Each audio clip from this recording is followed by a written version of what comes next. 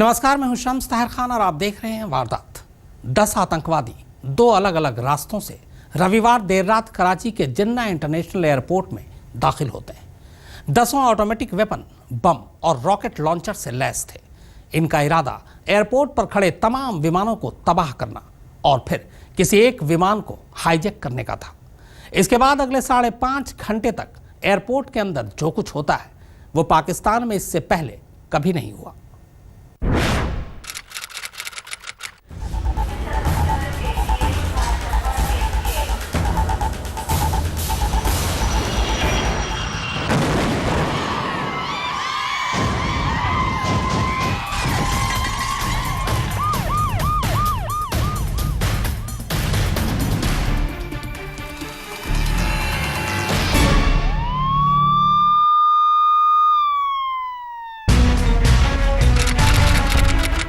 रविवार रात 11:30 बजे जिन्ना इंटरनेशनल एयरपोर्ट कराची, पाकिस्तान का सबसे बड़ा और सबसे बिजी एयरपोर्ट।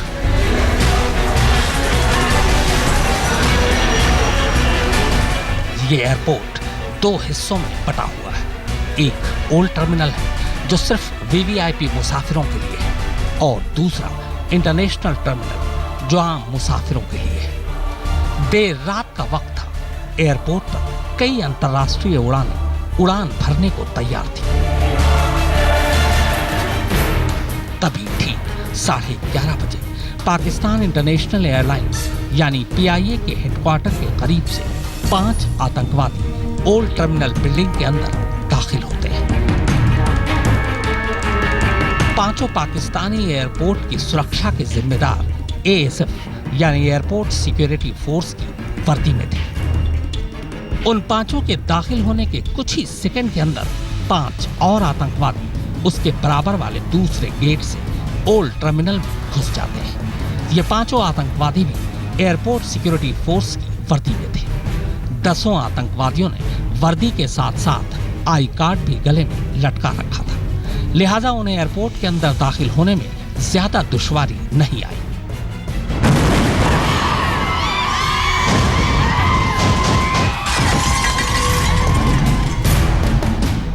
मगर एक बार जैसे ही वो एयरपोर्ट के अंदर दाखिल होते हैं, अचानक फायरिंग शुरू कर देते हैं। 10 आतंकवादियों के कंधे पर बैग था और बैग में था बम, हथगोला, petrol bomb, rocket launcher,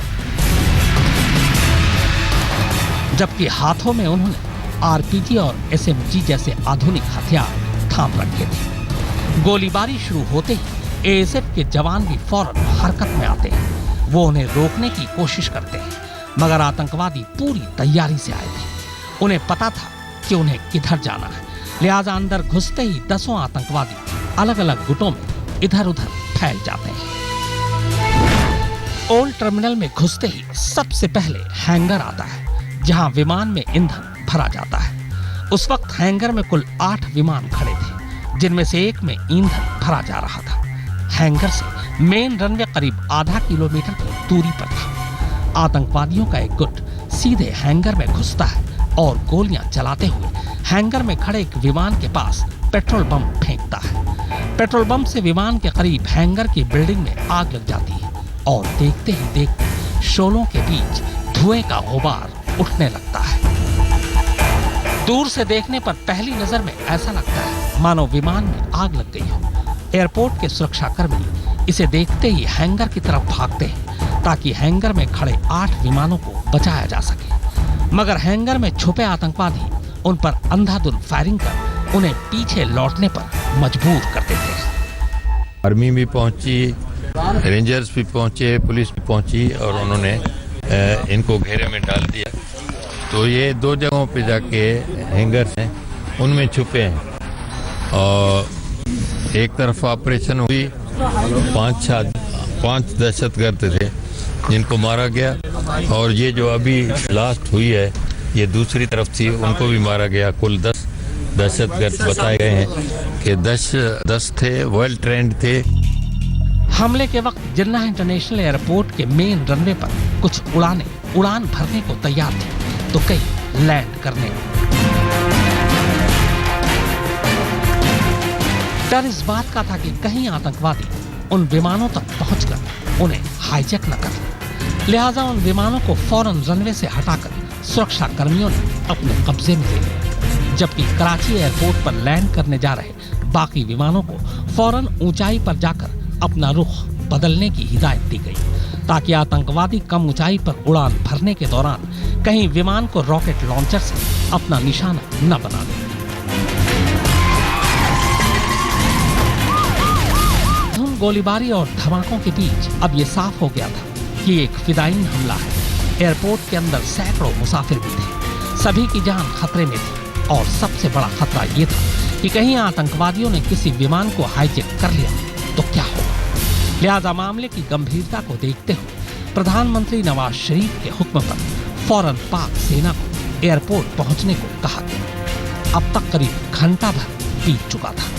airport के अंदर से लगातार गोलीबारी और धमाकों की आवाज आ रही। अब पाक सेना एयरपोर्ट के अंदर दाखिल होती है। आज तक ब्यूरो। एयरपोर्ट के अंदर कई जगह अंधेरा था, कई जगह अंधेरा कर दिया गया था। आतंकवादी कहां छुपे हैं ये किसी को नहीं पता था। बस जिधर से गोलियां चलती या धमाके होते उसी से अंदाजा लगता कि वो किस तरफ है। लेकिन जिस तरह और जिस डायरेक्शन में आतंकवादी गोलियां चला रहे थे उससे इतना साफ हो गया था कि उनका इरादा एयरपोर्ट के अंदर मेन रनवे के करीब पहुंचने का था, जहां कई विमान उड़ान भरने को तैयार खड़े थे।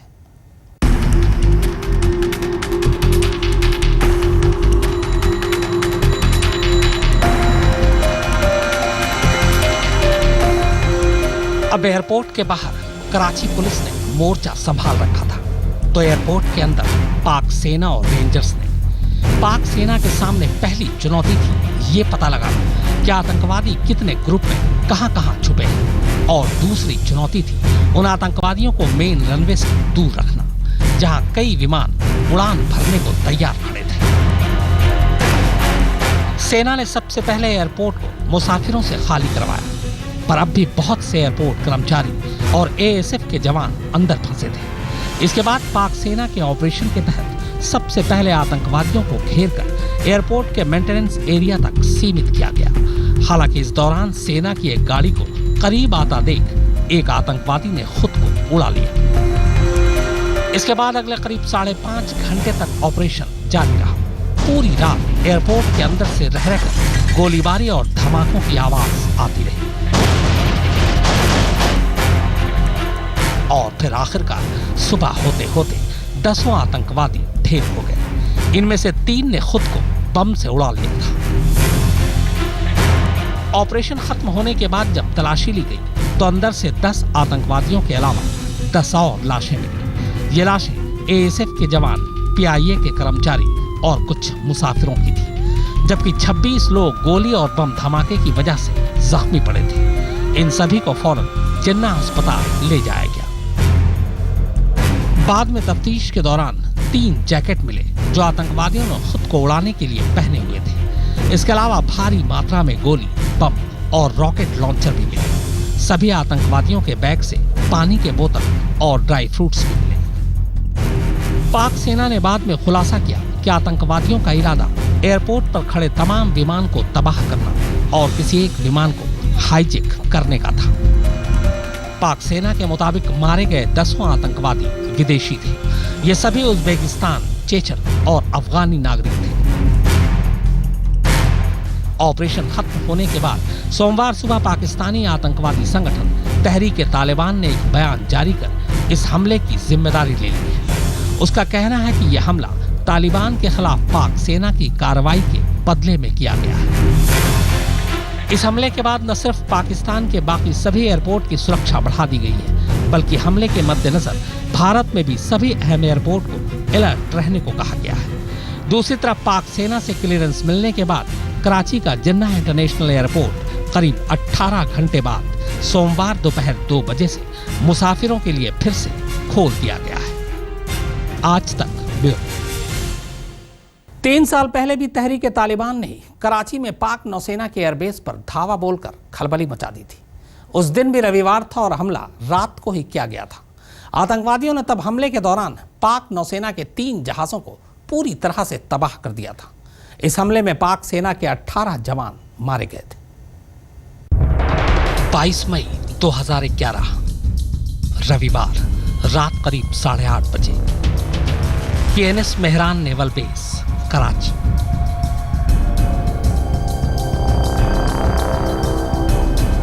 कराची के फैसल एयरबेस से सटा पाकिस्तानी नौसेना का सबसे बड़ा हेडक्वार्टर कराची डिफेंस के इस इलाके में पाकिस्तानी सेना का जबरदस्त पहरा रहता है, क्योंकि यहां नौसेना का हेडक्वार्टर होने के साथ साथ पाकिस्तान की एयरफोर्स का भी बड़ा ठिकाना है और दोनों ही ठिकानों को 10 फुट ऊंची दीवार एक दूसरे से अलग करती है। रात को सेना की टुकड़ियां इलाके में गश्त लगा रही थी, तभी अचानक नेवल बेस के नजदीक से बह रहे नाले के ऊपर से होते हुए करीब 10-15 आतंकवादी फैसल एयरबेस के कंपाउंड में दाखिल हो जाते हैं। इसके बाद सबसे पहले वो दीवार पर लगे सीसीटीवी कैमरों की वायरिंग को काटते हैं, जबकि कुछ आतंकवादी दीवार के नजदीक बने एक हैंगर के पास पोजीशन ले लेते हैं। फिर थोड़ी ही देर में ताबड़तोड़ फायरिंग की आवाज से रात का सन्नाटा टूटता है और एक के बाद एक धमाकों का सिलसिला शुरू हो जाता है। देखते ही देखते मेहरान नेवल बेस का हैंगर आग के शोलों में घिरा नजर आने लगता है। अचानक हुई फायरिंग और धमाकों से मेहरान नेवल बेस में तबाही की चीख पुकार सुनाई देने लगती है। इसके बाद पूरे इलाके को पाकिस्तानी सेना के रेंजर्स घेर लेते हैं और फिर करीब 5.5 घंटे तक सेना का ऑपरेशन चलता है। अगली सुबह नेवल बेस में उन हमलावरों की लाशें नजर आती हैं जिन्होंने पाकिस्तानी फौजी ठिकाने को अपना निशाना बनाया था। मारे गए हमलावरों की पहचान तहरीक-ए-तालिबान की पाकिस्तान यूनिट के दहशतगर्दों के तौर पर हुई। तादाद में वो 15 थे। दहशतगर्दों के पास से भारी तादाद में मशीन गन, बम, हथगोले, RPG, रॉकेट लॉन्चर जैसे नए जमाने के आधुनिक हथियार बरामद हुए।